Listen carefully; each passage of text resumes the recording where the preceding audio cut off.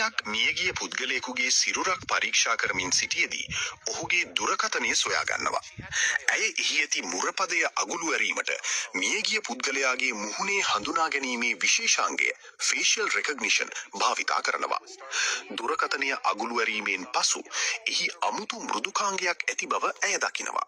එය මරණය සඳහා වූ ගණන් කිරීමක් countdown වන අතර එය බිඳුවට පැමිණ තිබෙනවා.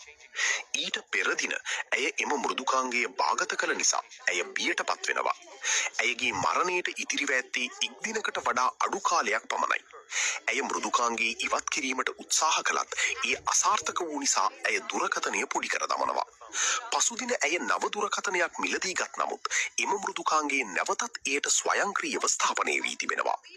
මේ ශාපයක් බව වටහා ගන්නා ඇය උපකාරපතා පූජකවරයෙකු වෙත යනවා. පූජකවරයා පවසන්නේ මේ පැරණි කාලයේ සිට පැවත එන ශාපයක් බවත් එය විසඳීමට නම් මෘදුකාංගයේ ඇති ගණන් කිරීමේ කාලය වැඩි කළ හැකි මෘදුකාංග ඉංජිනේරුවෙකු සොයාගත යුතු බවත්ය.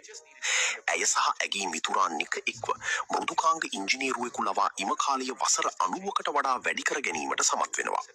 නමුත් ඔවුන්ගේ ප්‍රීතිය වැඩි කල පවතින්නේ නැහැ. නික වැසිකිළිය භාවිතා කරමින් සිටියේදී කාන්තාවකගේ හැඬුම් හඬක් ඇසෙනවා. පසු කළු පැහැති සෙවණැල්ලක් ඔහුව පහර දී මරා දමනවා.